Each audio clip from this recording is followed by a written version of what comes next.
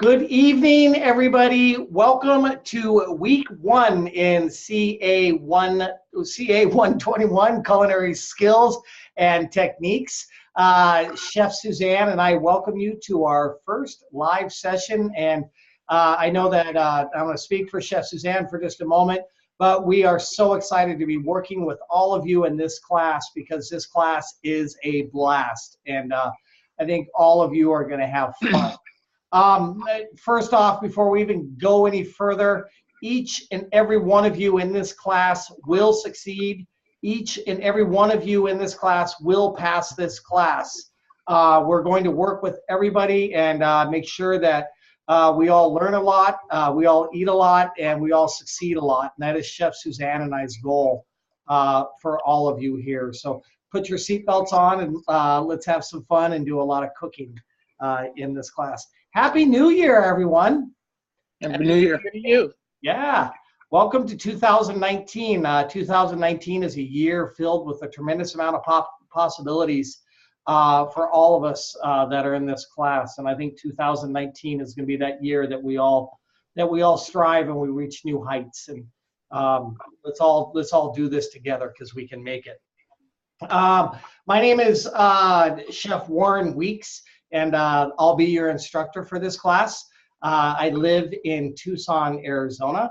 I'm married to an incredible chef. She is fantastic. She was raised in Mexico and finished out her years in Cuba before coming to the United States. And she was Tucson Iron Chef for 3 years. And don't tell her, but she's a little better than I am in the kitchen. She's not here right now, so I can say that liberally. We have some wonderful children together that we're awfully proud of. And yes, the kids do cook with us quite frequently, so they're exposed to that. No, we do not eat fast food. I climbed the ladder just like everyone else did. And I've spent about the last 30 years, I've been in the industry for about 37 years, and I spent the last 30 years as an executive chef, director of food and beverage at resorts and owned hotels and all that other, owned restaurants and all that other kind of good stuff. And more importantly, your chef evaluator, Chef Suzanne, is the partner in this class. And I feel privileged to have the opportunity to work with her once again, because in my opinion, she is at the top of evaluators. So Chef Suzanne, you want to take a moment? Well, thank you, Chef. I have to say, I think we have more in common than I have realized. So I am Chef Suzanne Lasagna. I am in Texarkana, Texas, just because somebody has to live here, and so it's me. I am also married to a chef. I am better than him, and I will tell him that. But he's not here. I also have 2 children, one of who is actually also a chef, and then I have a high schooler. I have also worked my way from the bottom. I've done fast food. I've done country clubs. I've taught for 10 years. I've done it all. I've hosted. I've done dishes. I've been an executive chef, food and beverage director. I've done a little bit of everything. But this is kind of where my heart lies now, is culinary education. You go, girl. Yeah, that's true. And then Chef Suzanne and I share that passion to work with you. I've been in education now for a couple of years, still pretty fresh out of industry, but I think we're firm believers. Somebody took the time to teach us, and so we're here sharing our experience with you, and our goal is to see you succeed. So welcome everybody to CA 121. Before we go too much further and kind of delve into our class, I want to talk about what it's going to take to succeed in this class. And if you can follow these couple of steps that Chef Suzanne and I have, you're going to be extremely successful. Number one, communication is a huge issue with us. We can't help you if we don't know what to help you with, right? I think most of the people in this class are taking the class for a second time for a number of reasons, and all that's okay.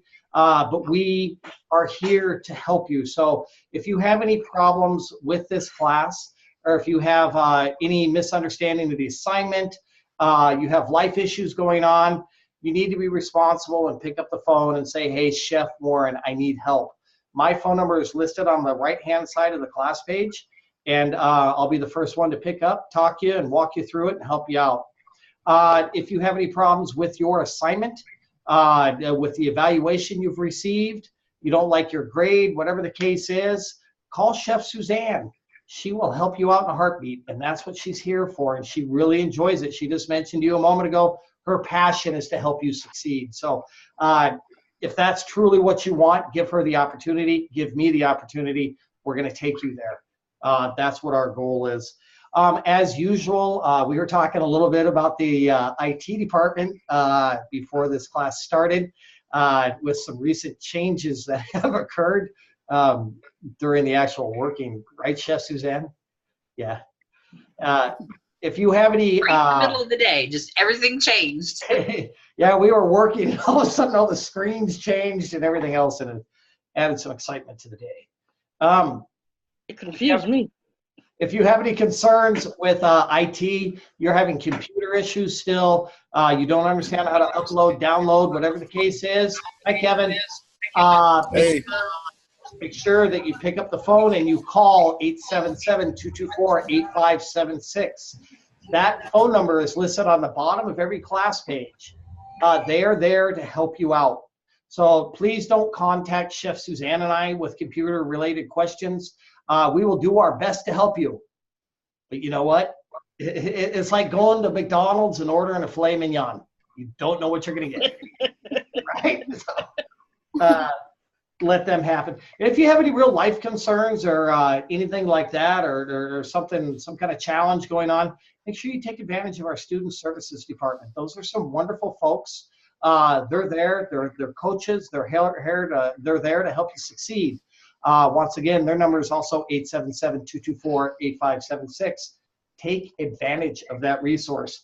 So that was number one, right? To communicate with us. That is one key to success. Number two, in this class, you are building your future. This is your tomorrow. It takes work, dedication, and effort. Limit the amount of outside distractions that you have in your life, right? In other words, no drama, right? Focus on class, because the more effort you put into today, the more you're going to reap tomorrow. And that's a fact. So stay focused on today and try to get rid of everything else. We have this attitude, and Chef Suzanne's gonna back me up on this. In the kitchen, we have a saying, and that is make it happen, right? We make it happen regardless of what's going on in our lives. So make sure that you really focus on it. Work on that self-discipline. We had to develop those habits. Self-discipline does not come easy in this career. There's a lot of things going on. We're all still in life. A lot of you are still working. You have loved ones, relatives, and everything else. Start by developing some habits. Dedicate 15 minutes per day to this program. All right? 15 minutes per day is going to give you a couple hours per week. There are 96 15-minute periods in a day. Give one to your future, right? It's going to make all the difference in the world for you. And if you can start developing that and disciplining yourself to get into that one habit, the next habit's going to come a lot easier, and it's only going to get better and better and better. Trust me. It took me a long time to figure that part out. And then another key to success in this program is making sure that you attend all of the live sessions. Chef Suzanne and I share a lot of information in these live sessions. We have found over the years that the students that constantly succeed within this program are the ones that attend the live sessions and participate, right? Take advantage of it. We're a great resource. Another key to success for passing this class and doing very, very well, before you submit your weekly assignments, make sure that you cross-check them against the rubric. Is that right, Chef? Yes, not just the rubric also, but also the assignment submission page. because we may talk about things right here and you'll head in and you'll take pictures and you'll think you got it all. And then when I start looking through, you may have forgot 4 or 5 pictures. So the assignment page, when you go to submit, there's a list of everything that you need right in one area. It actually helps to just take a picture of that and have that somewhere near you, maybe on your phone, on your screen, so you don't forget to include those things. They are very helpful. Right. That's critical. It just saves you a step. And that's the way it is in industry. As a chef, when we get done plating a banquet or we get done with a plate, we always check it before it goes out, because it's just like in the restaurant industry, you don't want to serve a plate with half the food on it, right? It's got to go out perfect each and every time. So attention to detail will get you through this class quite well. So those are the keys to success to get through this program. Communicate with us. Please let us know what's going on. I'll be reaching out to all of you on a frequent basis to help you out, to see what we can do to help you. And remember, you have to have that can-do attitude, because I know everybody in this class is capable of succeeding. Otherwise, you wouldn't be here. So you guys can do it, and we're going to help you. So let's go. Did I forget anything, Chef Suzanne? I do not believe so. I think we're good to go. You're good to roll? Absolutely. All right, let's take a look at our week 1 class page, everybody, to make sure that we are all on the same page, figuratively speaking. Everybody like the new layout and design? No. It was confusing. Oh! Yeah. No. Change is hard, but you know what? When I first looked at it earlier this afternoon, I was like, but after working with it for a little bit, it does make sense, and I think the guys did do a good job. So give yourself a little time, yeah, to take a look at it. Make sure I sent out via Moodle message today a copy of our weekly intro video that Chef Suzanne and I put together. Make sure that you watch that on a regular basis. And then this week, this information located under research materials is critical. You really want to spend some time going through this. We're going to loop back to this here in just a moment, because it was put together by Chef Caesar, who did a fantastic job, and it is applicable to everything we're going to be doing in this course. So this key right here, the Journal of Skills and Techniques, Chef Caesar has rocked the house on putting it together for you. And then research materials critical for your weekly reading out of the textbook, and a video or 2 to watch. And then learning how to plan like a chef, right? Woo, that's big, big business for us, planning. Live session, thank you everybody for attending. Like I mentioned, that is one of the 5 keys to success in this class. Make sure that you attend the class on a weekly basis, and make sure, if you can't make it, that you watch the live session archive. Knowledge check this week is a conversion knowledge check. And down at the bottom of the class page is a conversion help folder, right? The questions are simple, right? How many ounces in 2 gallons, right? Anywhere, right? So in the conversion helpful folder, if you read the information, you will discover that there are 256 ounces in 2 gallons. There's 128 ounces in a gallon, 64 ounces in a half gallon, 8 ounces in a cup, 2 cups in a pint, 4 cups in a quart. And then how many pints are in 4 gallons? That information is in there. How many ounces are in 5 cups? How many quarts are in, what's that? That would be 8 pints. 8 pints? And 4 and what was how many pints in 4 gallons? Yes. Right? There's 8 pints in a gallon, right? 8 times 4 is 32. So that's all listed in there. So that will be some great help for you. And then getting into our assignments, as many of you know already, having taken a portion of this class previously, sauteed vegetables is what we're working on this week. We'll get into detail regarding the assignment here in a few minutes, but we don't use recipes, which is kind of exciting and fun. I want to take a quick look at this journey of skills and techniques that was put together by Chef Caesar. We're going to be working with a lot of plating techniques in this class that we're going to get into here a little bit later in our class this evening. Plating is such a critical element when it comes to dining. It is what separates us from them. And for example, if you do a simple plate of 2 eggs and some hash browns, you can sell it for $2.95 all day long. But if you do a simple plate of eggs and hash browns that are garnished with sweet potato frites and have a bouquet of fresh herbs and then maybe some glaze of balsamic on the plate, you can sell that same plate for $10 a plate and only put 50 cents more on the plate. So it comes down to a simple form of economics. And a lot of us as chefs kind of have that creative side, you know? Isn't that right, Chef Suzanne? Yes, and that's actually one of my favorite things to comment on when I'm doing when I'm grading is I'm going to push you. I'm going to see that, you know, I'm going to be kind of easy the first few weeks. I'm just going to kind of watch and maybe make some comments. And then I'm going to start pointing out, okay, this looks nice, but I know you can do more. So now you've got the techniques figured out. Now it's time to start looking at the presentation.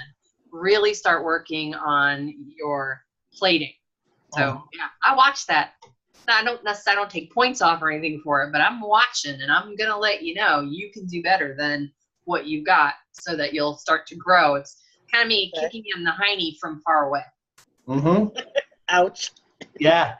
And that's actually some of the best advice that you could possibly get.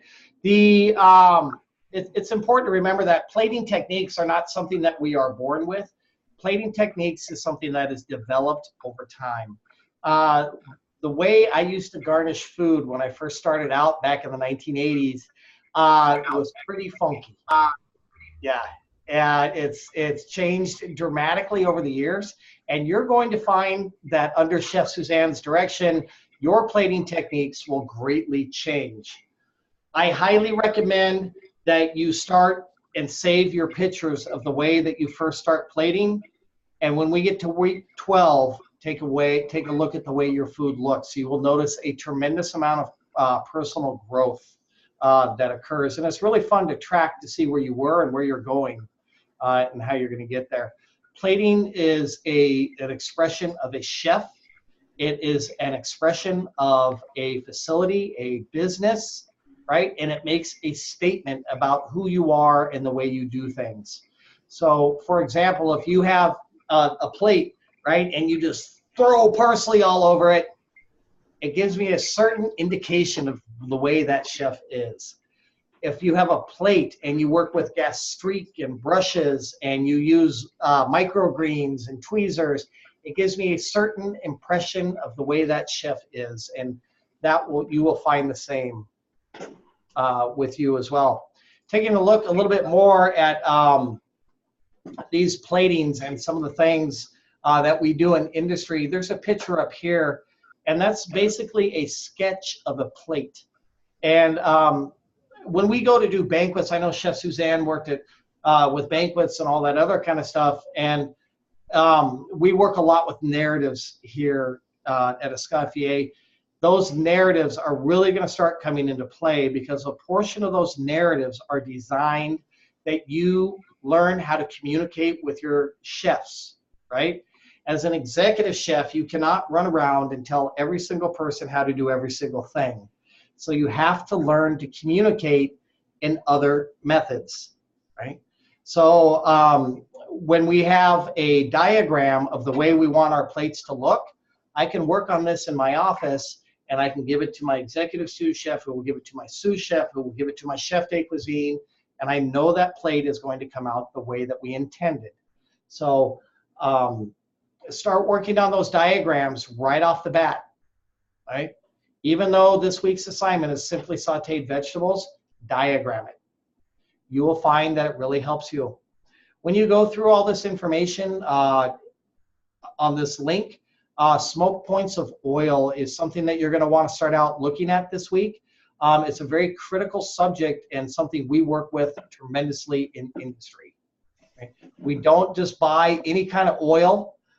We work with very specific oils depending on the task. Do not go out and start sauteing this week with extra virgin olive oil at 23 bucks a gallon, unless you're like uber wealthy, right? It makes no sense. You wanna saute in a good vegetable oil is perfectly fine. It can handle the heat. And what this whole thing here is referring to is smoke point, and that is the temperature at which the oil will begin to smoke. We don't want to get any of that smoky flavor into our food, so we avoid sauteing in oils like coconut.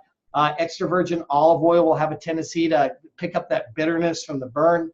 So we want to stick with vegetable, peanut, sunflower oil. Those types of oils work real well for us. So make sure you really focus on smoke point. Smoke point is the temperature at which the oil will begin to smoke. Following that is flash point, and that is the temperature at which the oil catches on fire, and you don't want to spend any time there.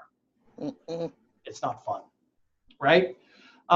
This is a great link right in here, professional kitchen equipment that you really need to begin familiarizing yourself with. There's a lot of equipment that we work with. It's not like your home. It's a little different. All of these windows in here, I highly suggest take the time, open them up, go through them. Kitchen lingo. I could tell Chef Suzanne something, right? If I looked over at Chef Suzanne and I said, hey, I just 86 scallops and I'm totally in the weeds, can you unbury me real fast? She knows exactly what I'm telling her, right?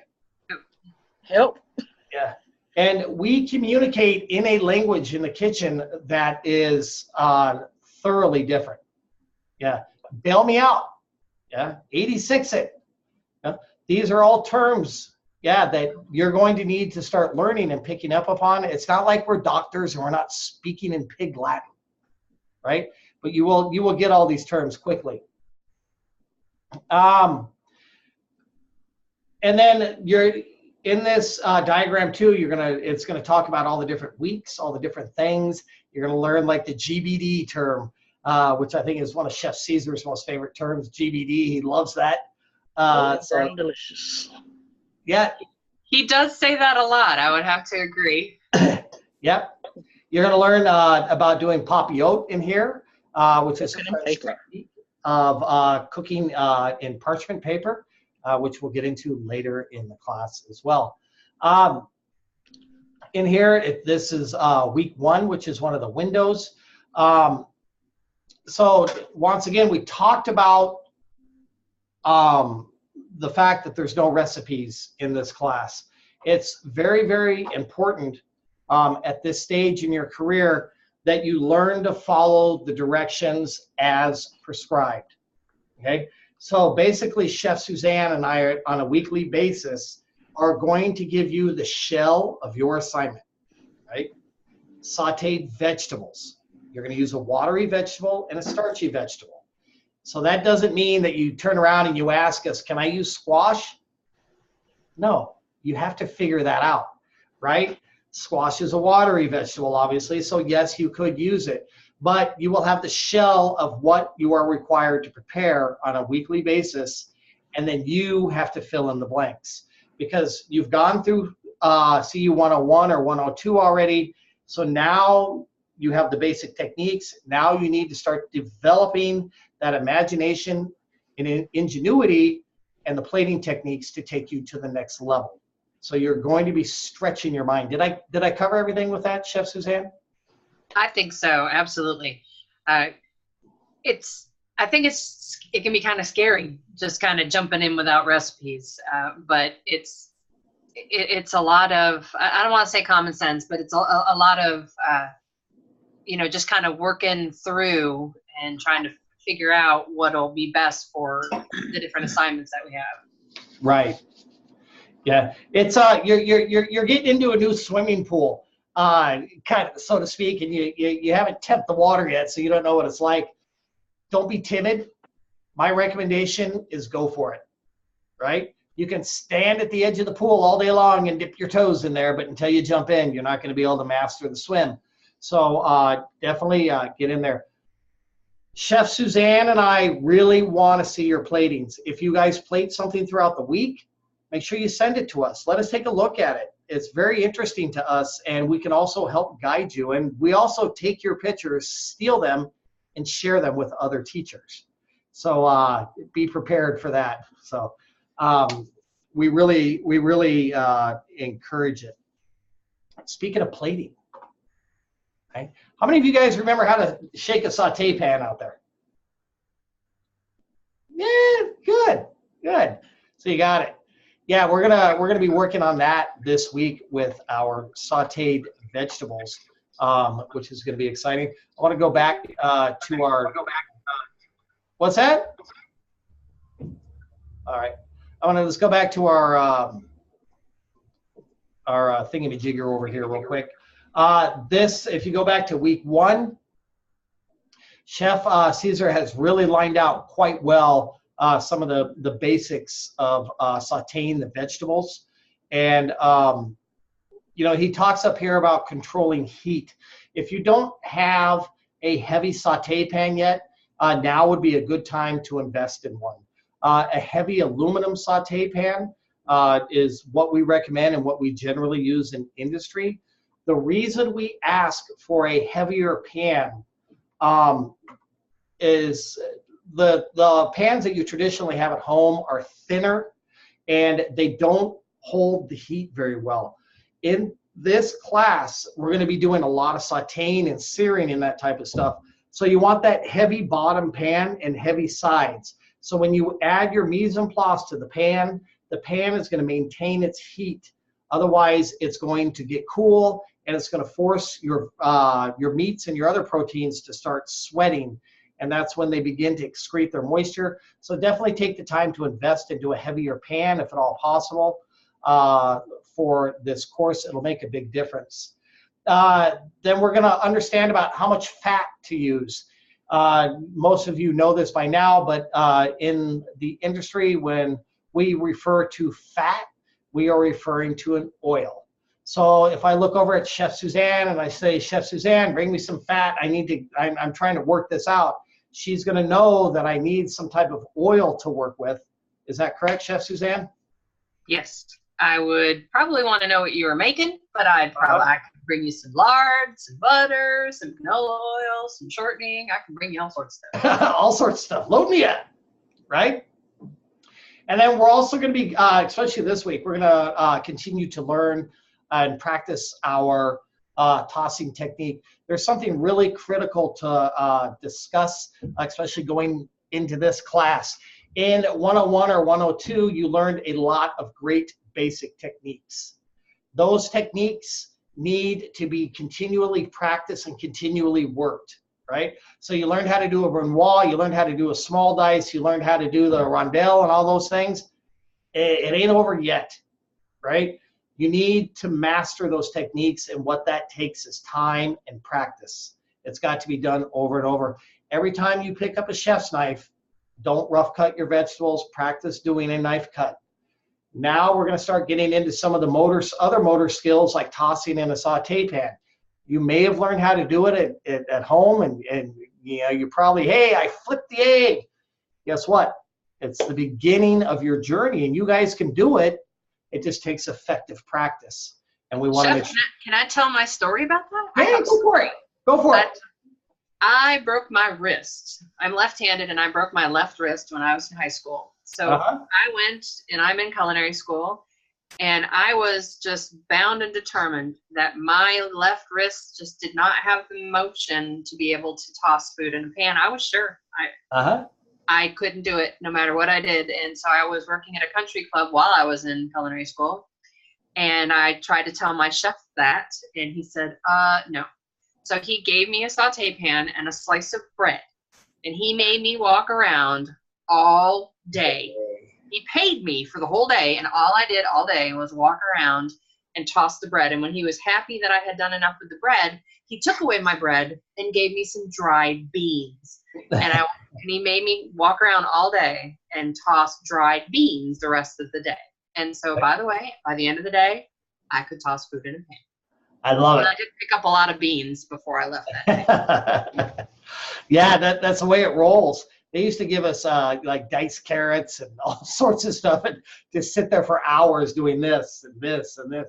And now I still work at a restaurant up the brewery up the street, and I'll do saute station, and you do it with both hands, right? You're going boom, boom, boom, boom, boom, and it just becomes second nature. You don't even think about it any longer. So, you know what? The whole thing is don't give up. You guys can do it. It can be done. It just takes time to get there. And then we talked about making sure we get the right pan. We discussed a little bit about the smoke points of oil. Really read up on that this week. That's really going to help you when you get into industry. And then controlling the heat as well. This week we're working with vegetables and sauteing them. Vegetables you have to be conscientious of with heat levels. You want to have a higher heat. You don't want your vegetables all soggy and moist. But at the same time, vegetables are pretty high in carbohydrates, which are sugars, which will tend to make them caramelize a little bit quicker. So you're going to really have to do that touchy-feely thing with the heat, depending on how much heat your stove puts off. And then you're also going to have to start figuring out moisture levels in certain foods. For example, if you were to do a sauteed leafy greens such as spinach, is very high in moisture, and the vegetable fibers do break down, so you do yield a lot of liquid out of there. And whereas if you do a carrot, you're going to get very little moisture out of there. So you're going to have to start working on developing that understanding. Item number 5, the most critical. When you go to do your assignment this week, write this down. You must cook or cut your vegetables according to your cooking techniques, right? We do not recommend that you julienne squash and carrots and then put them into a saute pan, because a julienne is a very fine cut, and you're going to end up with mushy zucchini, and then you're going to end up with raw carrots, right? You have to make sure that your cuts are very consistent this week. A medium dice or even a small dice would be okay. A 1/4 of an inch or a 1/2 an inch, you can do slices, you can do rondelles, you can do bias cuts. There's endless amount of different cuts you can do, but you're going to want to make sure that they're a little bit thicker. I recommend like a 1/4 inch. 1/4 inch to a 1/2 inch is pretty good for saute. That's going to allow you to get in there, work that vegetable. It'll still be nice and crisp. You can get that nice caramelization on the outside without having a really mushy vegetable. So do you agree with that, Chef Suzanne? Does that make sense? Yeah. So yes, it does. I wholeheartedly agree. And that is, again, that is something that I will be looking for because it's so important that your cuts are consistent. So if you've got, you know, a little piece this big and then another piece this big, all right, you're going to have some major problems trying to get them cooked correctly. By the time this one's done, this one's still hard. By the time this one's done, this one's mush. Yeah. Right? So you're looking for that consistency. I don't know if you guys remember back in 101 or 102 when you were first starting your knife cuts and your evaluator was going like, that's not consistent. That's not consistent. It was probably a little frustrating to some of you. But now Cheryl's down there going, yep. Yeah, and now it's going to start making sense as to why that's being said. So consistency of your knife cuts this week is extremely important. So make sure you really focus on that. That's going to be pretty critical. And then over here on this journal that's on our class page, it talks about how to saute. And there's some great things that are brought up. He talks about the consistency of shapes, which we just discussed, and how critical that is, and also the consistency of things that you are sauteing. In other words, don't saute turnips and saute it with squash in the same pan. They're not going to get done at the same time. You're going to have a raw vegetable. If you want to be a little bit more aggressive and do it, make sure you think it through. You're going to saute your turnips for a period of time. When they're almost cooked, you'll add your delicate vegetables, which will allow everything to finish at the same time. So it is possible. We have a standard rule of thumb in the kitchen. It's called hot pan, cold oil equals no stick, right? It's kind of an old rule, old saying, hot pan, cold oil equals no stick. Remember, you can always add a little bit more oil, but taking the oil out is kind of hard. So be conservative with your oil at the very beginning. A lot of people are tempted to use Teflon saute pans. No, that is a big no-no. When you saute at high heats, Teflon gives off a toxic chemical that can be hazardous to your health. So do not saute in high heat with Teflon. Teflon also chips, and you know where those chips go. And I don't think the human body was designed to digest effectively Teflon. So definitely avoid the Teflon at all cost. Saute pan should be hot. And then you will add a small portion of oil to that saute pan, and then you will add your ingredients. You should get that sizzle when you add your ingredients. You don't want smoke, you don't want flames, right? If you have any flames coming out of your pan because your vegetables were still a little bit wet from washing, just simply blow them out and remove your pan from the heat, and that will extinguish quite quickly. And then as soon as you get your pan in there, or your vegetables into the pan, you're going to start tossing, and then you will season, right, with salt and pepper, and then serve immediately. This week you're going to be putting that family style. So this week you're going to be sauteing one watery vegetable.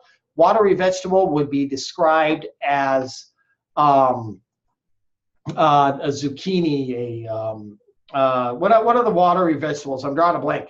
Chef Suzanne. Zucchini, mushrooms. Mushrooms. Onions. Yeah, squash, zucchini. Mushrooms, carrots, even celery. Celery, yeah, definitely celery. Things of that nature. And then the one starchy vegetable that you'll saute this week will probably be potato. That's going to be a good starchy one to work with. Try to avoid waxy potatoes for this assignment. They don't saute very well. They blister, especially red potatoes because of the high starch content. Russet potatoes work a lot better for this exercise, which is very, very important. And you're going to have to do a diagram this week. So make sure that that gets done, and we'll talk about that here in just a moment. We're going to kind of switch gears here real quick for the next couple of minutes. We're going to talk about some different plating styles that are out there, just to get your brain thinking. I mentioned just a moment ago, you're going to have to do a diagram this week. That is part of this week's exercise. You sit down, you draw out your plate, and then you're going to draw out the location of your items. You'll draw an arrow to what item that is, and then you're going to draw out your garnishes. So you get a rough idea of what you're trying to accomplish before you go and you do it. Plating styles greatly vary depending on your concept, depending on the style of food that you're using, depending on how much money you're charging. So we have a couple of ideas here that are done. And one of the most important things, one of the biggest things that I think Chef Suzanne's going to agree with me, when people first begin to garnish foods, they get a little heavy-handed. You know, they like a lot of garnish. And the purpose of a garnish on a plate is to accentuate the food. It is not to disguise the food. It is not to hide the food. It is to accentuate the appearance of the food. In other words, when you put that bouquet garni on the plate, the steak looks better, right? And that's the point of it. You don't want to hide the steak. but you want to enhance the appearance of it, is what you're trying to do. There's some, like this gyro down here on the bottom corner. It's lightly garnished, right? It's just got a little mint leaf at the top. It's just a touch, but it looks very, very appealing. And the reason it looks appealing, it has the 3 things that we consider most important when it comes to plating. Remember this always and you'll be fine. Height, color, and texture, right? Height, color, texture. Very critical elements when it comes to plating. The same thing with this little tower right here. It's got height, color, texture. Not a lot of radical colors, not a lot of contrast, but it's pretty because of its height, color, and texture. Same thing with the other dishes. As we progress, you're going to probably get into garnish kits and other tools. These are some of the things that we work with in industry that help us elevate the appearance of our dishes. Squeeze bottles are real common. Chef Suzanne, how many squeeze bottles have you tripped over in the kitchen over the years? I trip over squeeze bottles in my house. We got squeeze bottles everywhere. And as far as the garnishing kit, I think I have like 100-piece garnishing kit. Half of them I've never even taken out of the kit, but I had to have it. Yeah. I have a 100-piece garnishing kit. Just, I don't know. It's one of those vanity. Yeah. You gotta have it. The bigger the toolbox, the better the chef. Right? So these are a lot of things that we work with. Nylon brushes are very, very common. We'll do brush strokes on the paint, which will help us spread our coulis and our gas streaks and give that nice textured appearance. Tweezers. And then down here, we have a peeler. We have a channel knife, which we do stripes down the side of cucumbers or in carrots. Then we have ballers, core. This is a small quenelle scoop, which is a common egg shape type thing. And then what do we do with this funky tool, Chef Suzanne? Which funky tool? This one right here in the corner. Oh, I don't know what that one is. That one, I've always questioned this about exactly what it's for. Because it looks to me, it's like something you'd clean the bottom of a horse's shoes with. Yeah. And I thought those were like to carve out like cucumbers and things. To scoop out a melon or something like that when you're trying to do a basket. That's funny. I don't think my kid has any of those. I'm gonna have to go look now. Yeah, whenever I see them, I throw them away because I just can't figure them out. So, and then down here we have a rake, and this is kind of a newer invention in the kitchen. We use those quite a bit to give that nice weavy textured effect on a plate. Some of the different things that you can do with sauces. Whenever you garnish a plate with anything, it has to complement the flavor of the food. So in other words, you're not going to do a pan-seared chicken breast with a strawberry coulis and lemon caper sauce. It doesn't jive, right? You want to make sure that that garnish always complements the flavor of your food. Here's some different garnishes with sauces on the plates. Even just a small line adds, nice color texture to it. Down here, they're doing some different things with creme anglaise, which is a pastry sauce, and some different coulis. This looks like a chocolate ganache, and toothpicks, all sorts of different tools we use. Uh-oh, this is a cool one right here. Tossing, right? So just a quick reminder. Hey, Chef, I actually just had my daughter run and get this. This is one of our really ugly saute pans, but I actually just went to a kitchen store and bought. It's not ugly, it's mature. It is it's mature as all get out.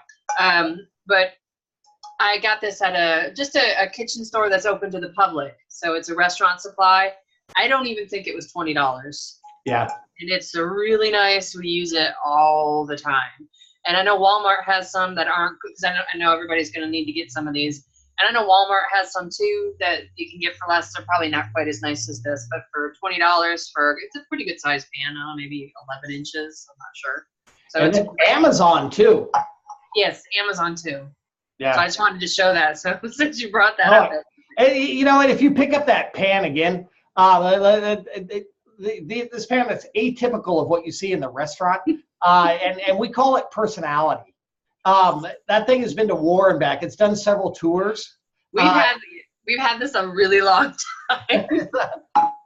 You'll see a lot of pans in the kitchen like that. And if you heard that cling or that clang, that tells me that's a heavy pot and it's commercial grade.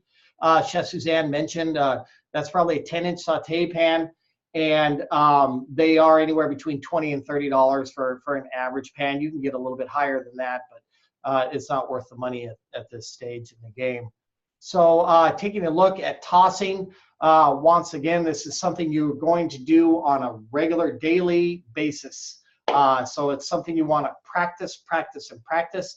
You need to make sure you take your saute pan, shift the ingredients down to the bottom of the saute pan, and then you're going to slight movement of the arm, very minimal. You're going to flick them back at you with wrist, and then you'll catch it, right? Using your wrist, flip the food upward and back at a slight angle. You're basically aiming towards the sternum on your chest. So you're going to slide the food down in the pan, and then you're going to go up and slightly back, not a lot because you don't want to cover yourself, slightly back, and then you're going to catch it in the saute pan. And then as the food comes back down, just literally catch it. You want to, I'm sure some of you have played baseball before. You don't want to catch the ball with your hand frozen. Otherwise, it's painful, right? But if you give a little bit as you catch it, as you give a little bit with your saute pan, when you catch the food, it'll come down much softer and much easier, and it will preserve the integrity of the food as well. And then here we have a slow motion shot of the actual tossing as it occurs. So this individual is going up and slightly back and then catching the food. You'll notice the wrist drops as he catches the food because he's being very soft and gentle. And that's ideally what we want. The purpose of tossing the food is not to brutalize the food. It is to evenly cook it on all sides. So you want to make sure that you do that very gently. Yeah, you have anything to add about that, Chef Suzanne? When I try to teach someone how to do that, to toss food in a pan like that, a good bit of wisdom is to, when you're learning, step back from the stove when you're first trying, because it's a lot easier to clean up from the floor than from down inside your burners, especially in a restaurant where you've got the big eyes and it just sort of fills up. It's a whole lot easier to clean up an egg off the floor than off the inside of your oven or your stove. Been there, done that. So I would say when you're really first learning, step back. Tap it on the floor. It's a little easier to clean up. And there's something else I call when it comes to learning to toss. It's called PLT, and that's called patience, love, and tolerance with yourself. Do not give up. You can do it, and you will succeed. It takes practice. Not everybody gets it on the first time, but everybody does get it. So just keep working it. Chef Suzanne spoke a few minutes ago about using a piece of bread. That's awesome. Use some beans, use rice. Keep practicing. You're going to get better. So, I like to practice with my son's pancakes. Yeah, that works.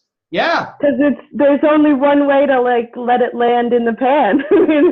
That's it. It teaches you how to catch it. That's it. That's it. A couple of other things this week for this week's assignment. You are working with vegetables. We don't talk about this too much in 101 or 102, but make sure that you thoroughly wash and dry those vegetables before you begin to work with them. Vegetables a lot of times come out of the soil, which has E. coli, Hep A, norovirus. So you want to make sure that you're protecting yourself and your family with that, because you are cooking at a high temperature, but you must realize that your cutting board does become infected with that bacteria. So make sure that you are sanitary. Before you start sauteing this week, make sure that you gather all of your mise en place and keep a kitchen towel folded neatly into fours in your dominant hand. I have seen so many people that have started sauteing and they go to grab the saute pan and they're like, yeah, it's hot, right? Chef Suzanne just showed you a saute pan, which is atypical of what we use. Those handles get very hot. Make sure that before you put anything in the pan, you are set. Make sure your seasoning is right there. Make sure your oil is right there. Make sure your towel is in your hand. Make sure your chopped up mise en place is right there. Make your life easy. Before that stuff even hits the pan, you should have your diagram done as well to make sure that. And have your list of the from the assignment page that'll show everything that you need to have. Did you show that, Chef? The assignment page? I can't remember. It's coming up right now. Oh, even better. Yeah, because we gotta remember that one here. Yeah, and then I'll bring it up right now. Yeah, with that. So basically, it's the same thing we do in industry, in the restaurant business. Before we open, we stress. When we open, we chill out. That's right, because setup is the most important thing that you can do in the restaurant industry. I don't care what anybody tells you. If you're not set up, you're not going to make it. So let's take a look at our assignment page this week.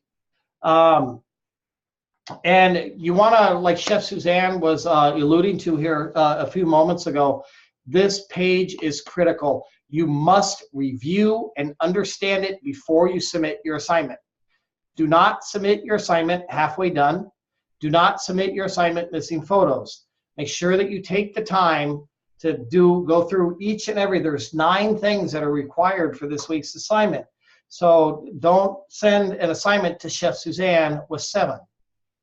Right? If there's 9, you submit 9. All right, so you're going to have 9 photos, plus you're going to have your narrative sheet. And then it actually doesn't have it listed yet, but coming up it will, where you've got to have the actual diagram, your plate presentation, like Chef was just a little sketch that you're going to make. So technically, you're going to have 10 or 11 things, this week. Yeah, it's very, very critical. So we want to make sure that we have a good self-identification photo. The self-identification photos we're kind of sticklers about, and the reason for that is it professes professionalism. And, that's the way you are expected to dress in industry. It's the way that we present ourselves, and it's a thing of history. It's a thing of professionalism. It's a thing of sanitation as well. So we don't want to see any shoes. We don't want to see any bellies sticking out. We don't want to see any stray hairs. They're in that self-identification photo. Make sure that you are holding up a finger to signify the week until we get to week 12, when you can then write it down. Sanitizing bucket and test strip. Demonstrating concentration. Remember, we want to be at 50 parts per million in that. So that test strip, we want to make sure that it's got that nice purple color in it. We're in 121 now. You guys are a little bit more advanced, so we have a little bit of a higher standard of what we expect from all of you.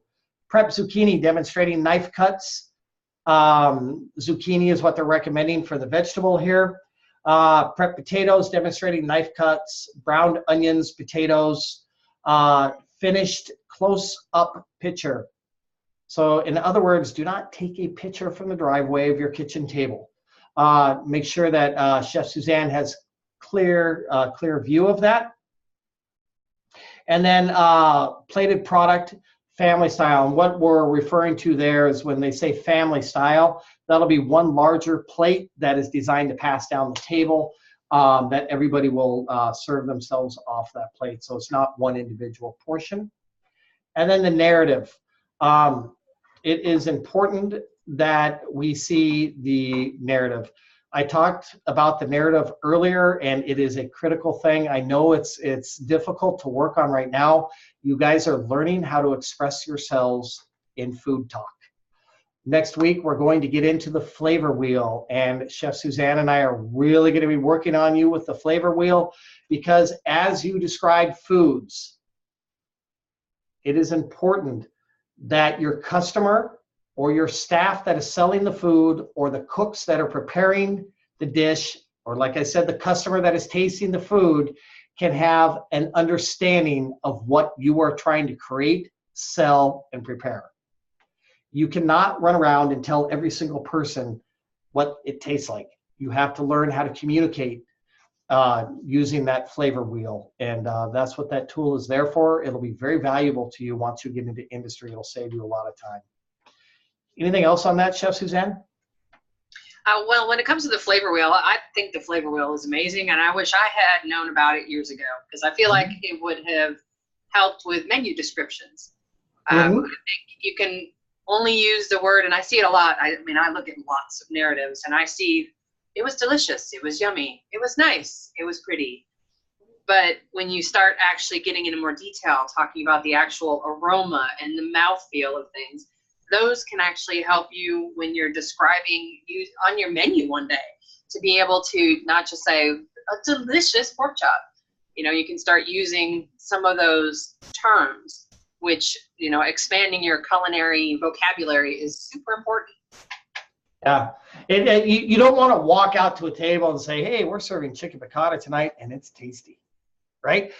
You want your service staff to go out and talk to your customer and say, "We have a delicate pan-seared breast of chicken this evening.